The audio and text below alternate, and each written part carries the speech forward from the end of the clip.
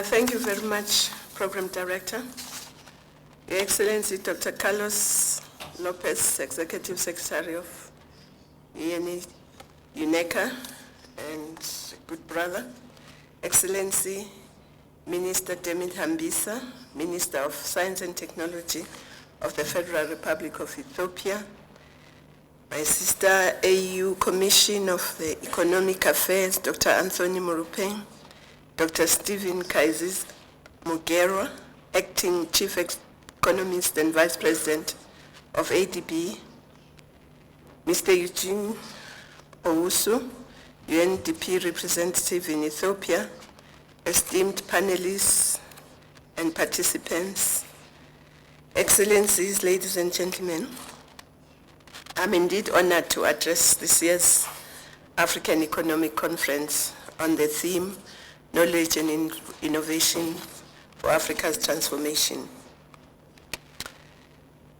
The Science and Technology and Innovation Strategy of Africa, STISA 2024, adopted this year, emphasizes the importance of a skilled workforce, technology, and the use of global and indigenous knowledge for Africa's transformation. In a similar vein, the 2014 African Transformation Report by the African Center for Transformation noted, I quote, economic transformation demands a healthy workforce equipped with knowledge and skills to be highly productive in the workforce and to generate innovations in technologies, processes, products, and services, close quotes.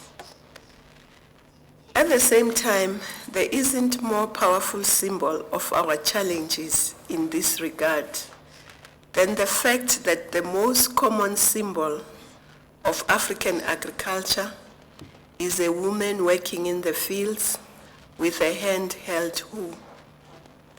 It is therefore not surprising that women have highlighted as one of their immediate aspirations to have this archaic and back-breaking tool to be relegated to the museums. Skills, technology, knowledge, and innovation are critical to all areas of African transformation, from the modernization of agriculture to having resilient and effective public health systems in order to fight disease, as we have seen today with Ebola.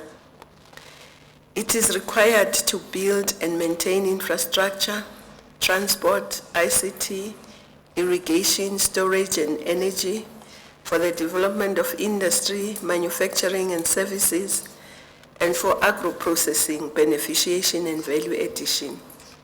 So we need these skills, technology, knowledge, and innovation to ensure democratic and responsive governance that can deliver effective public services and to facilitate universal access to basic needs such as food, nutrition, water, and sanitation, shelter, health, and education.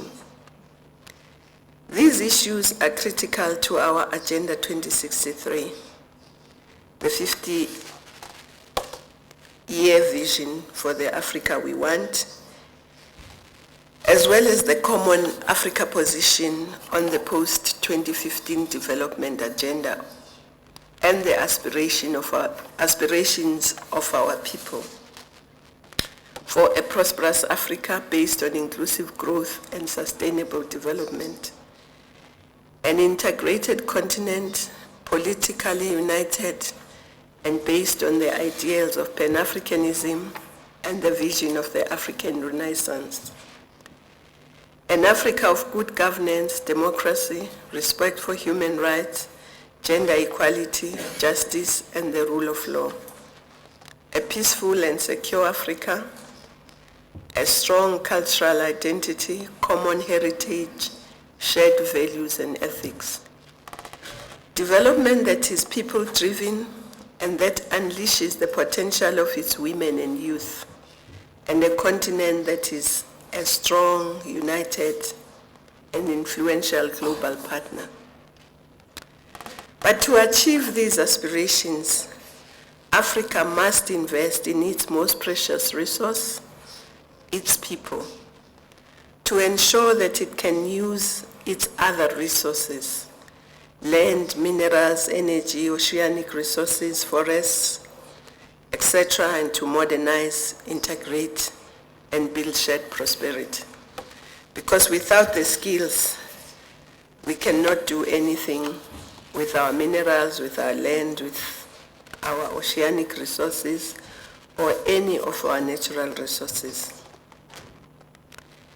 Excellencies, ladies and gentlemen, the conference concept note paper identifies the reasons for the slow pace of skills and technology development and innovation, including such factors as the absence of a critical mass of university-educated skilled labor force, insufficient enrollment in institutions for technical and vocational education, lack of appropriate innovation ecosystem, including investment in science, technology, and research, few structured on-the-job skills development programs, lack of capital for innovations, and the fact that less than 25% of African students participate in science, technology, engineering, and maths, STEM. So the process of the development of Agenda 2063 is drawing towards a close with its representation to January Summit AU Summit for Adoption. Part of this last lap is to identify the critical actions and issues that must be in place during the first decade to enable us to reach a tipping point to ensure sustainable transformation. Clearly, the skills revolution we have been advocating for is one such critical area in order to increase the number of children, boys and girls, in quality secondary education and ensure science, maths, and technology, as well as vocational and technical training, are critical parts of the curricula across the continent.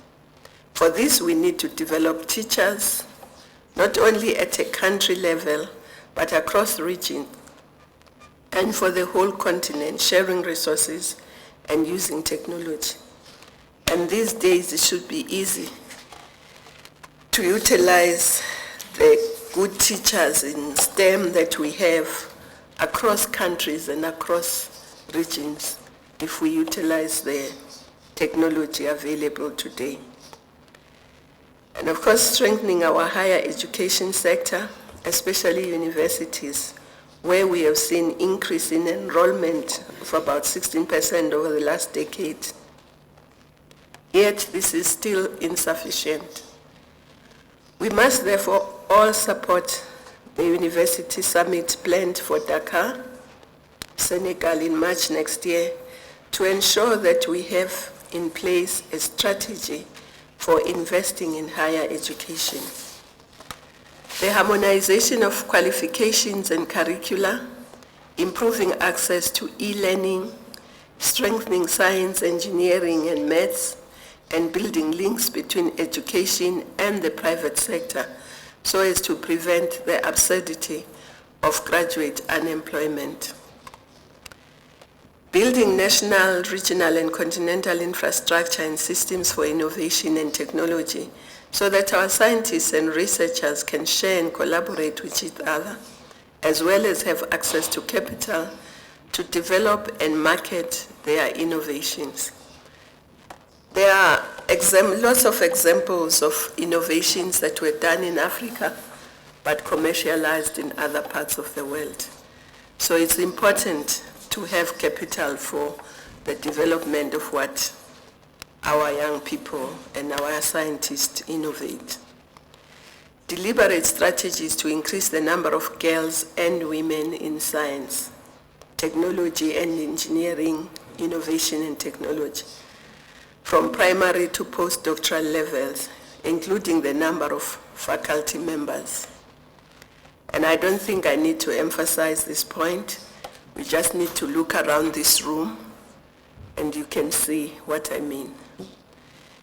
Engage with the private sector on the continent to ensure close cooperation on identifying and addressing the skills gap and putting in place labor market institutions that allow for on-the-job training, smooth education to work transitions, and for entrepreneurship and innovations.